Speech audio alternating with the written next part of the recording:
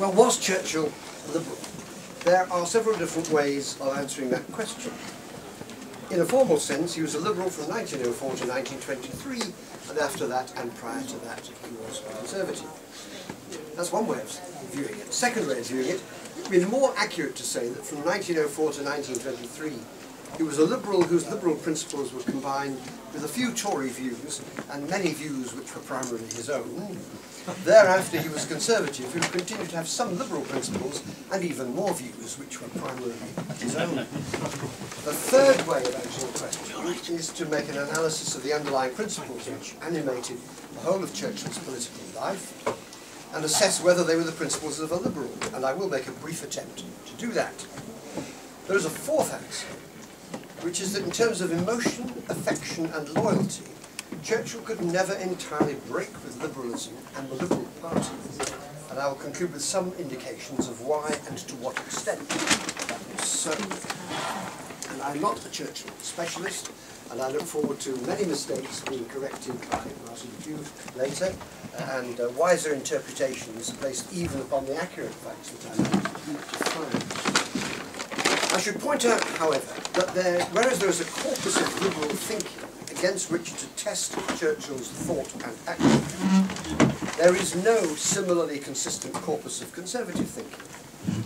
Churchill didn't live to see Thatcherism and the hostility it introduced to traditional Tory support for established institutions. Indeed, he might have preferred Cameron's ideology-light attempt at a more accommodating and inclusive version of Toryism.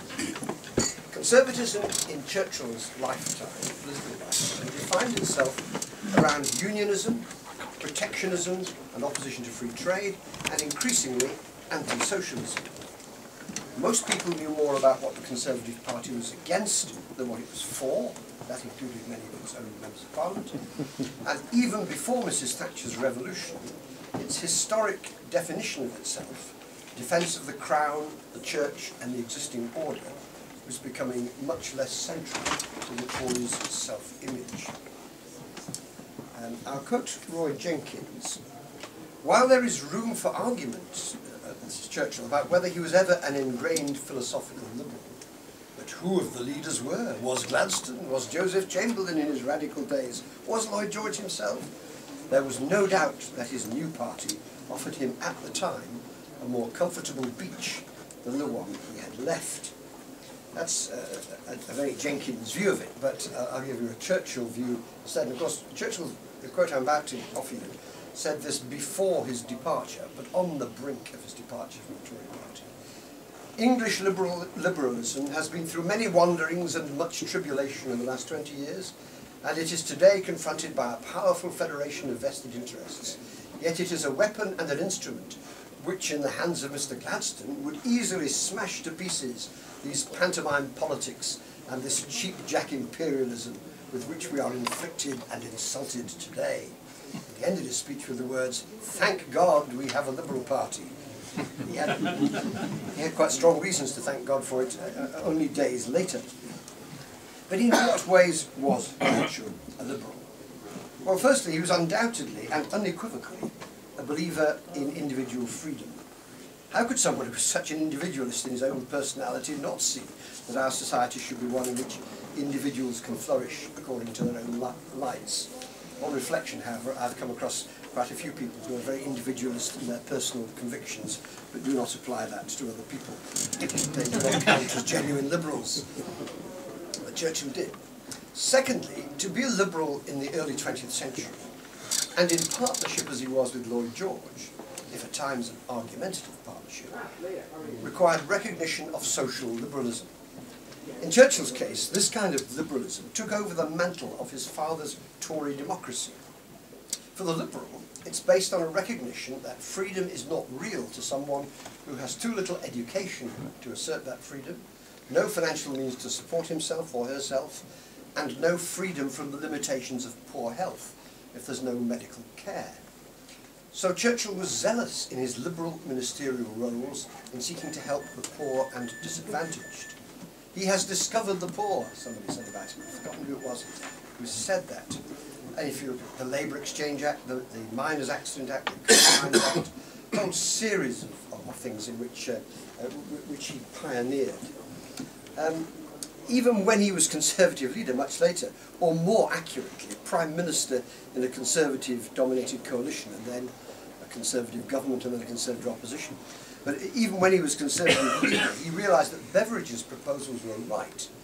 But uncharacteristically for him, concern about consolidating Tory support made him too cautious, and he let the initiative slip from his hands and slip into the hands of Labour. Now thirdly, in relation to both civil and social freedom, Churchill saw that there was a boundary line between liberalism and socialism, and his radicalism was in that sense primarily liberal. Liberalism, I'm quoting Churchill, is not socialism and never will be. There is a great gulf fixed. It is not a gulf of method, it is a gulf of principle. Socialism seeks to pull down wealth, liberalism seeks to raise up poverty. Socialism would destroy private interests, liberalism would preserve private interests in the only way in which they can be safely and justly preserved, namely by reconciling them with public right. Socialism would kill enterprise, liberalism would rescue enterprise from the trammels of privilege and preference. Socialism exalts the rule, liberalism exalts the man. Socialism attacks capital, liberalism attacks monopoly. Good, resounding liberal phrases. I'll say something about Churchill and phrases later. And another quote, which I couldn't resist because it's so timely, to show that on issues of democracy he was equally strong, has the House of Lords ever been right? Has it ever been right in any of the great settled controversies which are now beyond the reach of party argument? Was it right in delaying Catholic emancipation and the removal of Jewish disabilities? Was it right in driving the country to the verge of revolution in the effort to secure the passage of reform? Was it right in resisting the ballot bill? Was it right in the almost innumerable efforts it made to prevent this House dealing with the purity of its own electoral machinery? It nearly did that more recently. Was it right in endeavouring to prevent the abolition of purchase in the army? Was it right in 1880 when it rejected the compensation for disturbance bill? I defy the party opposite to produce a single instance of a settled controversy in which the House of Lords was right. I'll lend that to Nick for any purposes he might require later. But back to the catalogue of things on which Churchill was liberal. His anti-socialism was accompanied by even more vitriolic anti-Bolshevism. Now, although both of these went down very well in the Tory party, they arose from liberal principles. Of course, he had to sup with the devil himself, Joseph Stalin, in pursuit of the defeat of Nazism. And he did so rather ineffectively at Potsdam as the post-war world was carved up. But none of this dimmed the flame of his hatred of the communist creed and the Soviet system. And it should be remembered that at the time, many democratic socialists viewed Soviet communism with horrifying and dangerous indulgence. Not so Churchill. He was, fifthly, a dedicated free trader. That was the issue over which he left the Tory party, having seen most of his party's MPs walk out of the Commons chamber during his speech supporting free trade. Sixthly, it's quite a list, Churchill recognised that it was right to allow immigration into Britain of the victims of oppression, and he did everything he could to open the door, for example, to Jews fleeing from the Nazis. On the issue, and I'll come to a seventh here, of Irish Home Rule, he played an honourable role and went further with his ideas for extending to Scotland, Wales and regions like the North, devolution all round. Now what might be eighthly is really a question, and I think it doesn't pass the test in the end. Was Churchill a liberal internationalist? His post-war speeches on Europe suggested that, from a genuine recognition of the need to end old hostilities, he was ready to embrace some kind of political unification. But that was not really so. Deep down, he was still more of a nationalist, and his internationalism was a combination of nostalgia for the empire and desire for close links between English-speaking peoples, probably to some extent stemming from his Anglo-American descent. I could put in a ninth. he favoured a capital levy on property. But I don't regard that, I'm not unhappy with the idea, I don't regard it as a core liberal principle. Just an attempt to express one. If we discount internationalism, 7 or 8 is a pretty good score of liberal principles in Churchill's makeup. So what is on the other side of the balance sheet? Let us have a look at the Tory or non-liberal attitudes. Well, first there was his crazily stubborn romantic imperialism over India, which included forthright opposition to democracy for India's people and to the independence they sought. And this is Churchill in 1932, at the height of the India struggle, in a public statement he made. Elections, even in the most educated democracies, are regarded as a misfortune and as a disturbance of social, moral and economic progress, even as a danger to international peace.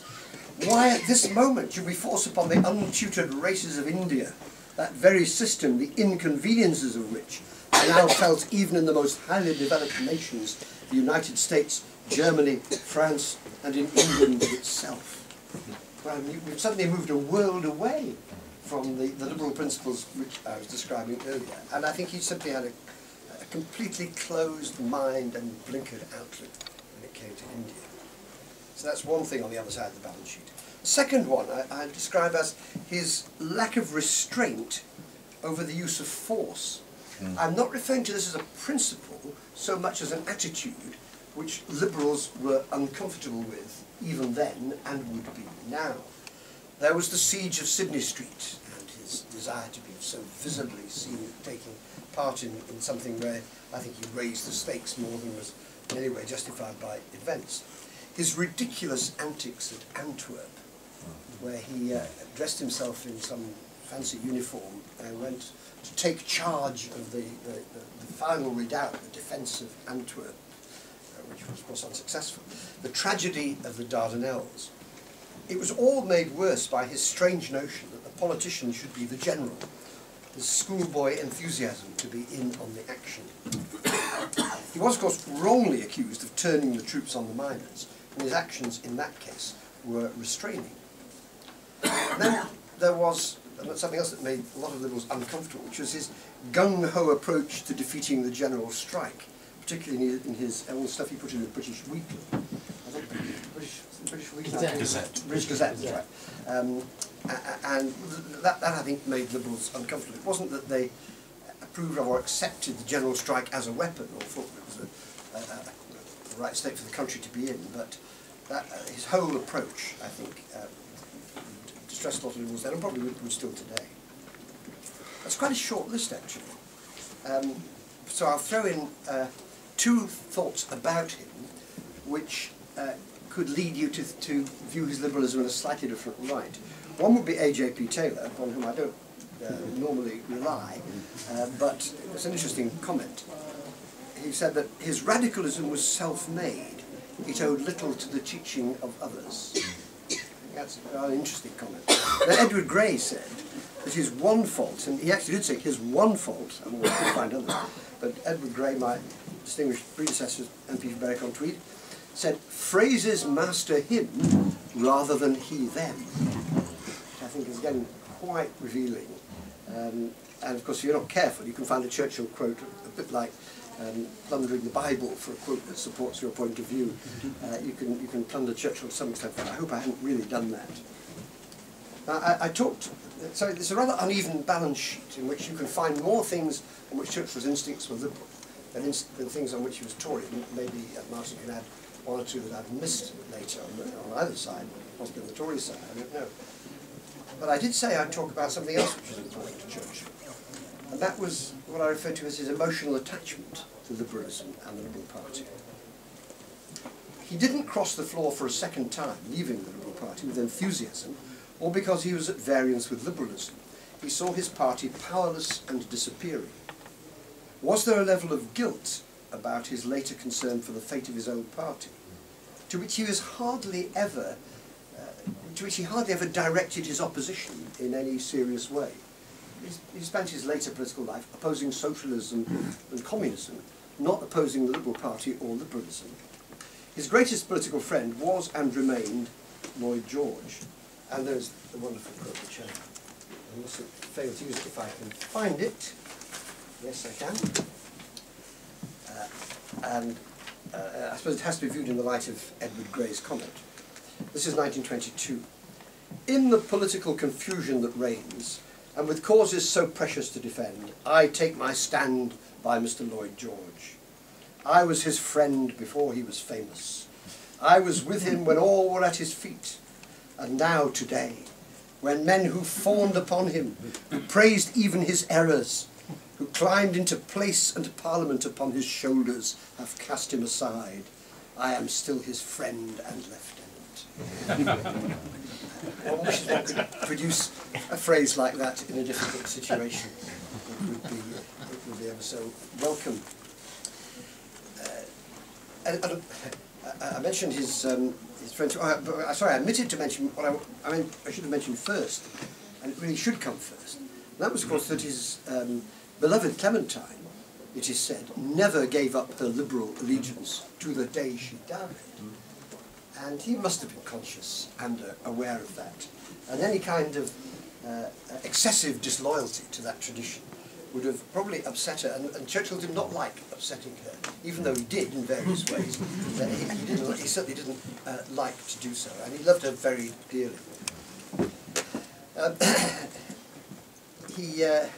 He also had a lifelong friendship with Archie Sinclair, who was to become the leader, John Thurston's grandfather, of course, having encouraged him to enter liberal politics, and Churchill made him Secretary of State for Air during the war.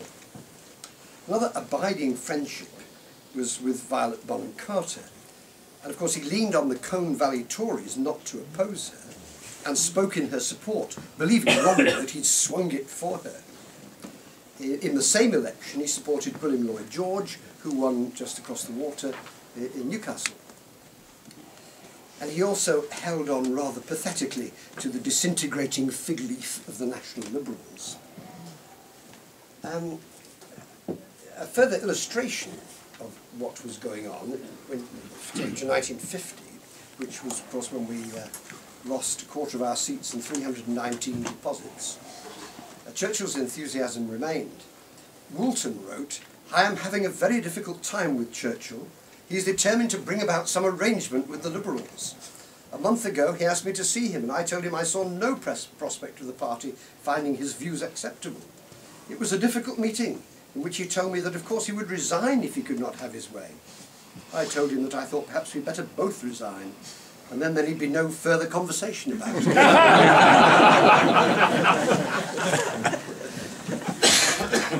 Churchill could never quite get liberalism out of his system, and he never really took much of Toryism into his system. A few of today's Tories may have a portrait of Churchill somewhere about their houses, possibly in the attic, but none of them looked to Churchill as a definer of Tory beliefs and values. That was not what he did. As long as it lasted, they wanted some of his reflected glory, but not his ideas. And that glory came from his extraordinary determination and rhetorical power, which he used to bind the nation together in order to defeat the greatest existential threat that it had faced in centuries. It had little to do with his ministerial achievements, which, when they were good, were liberal.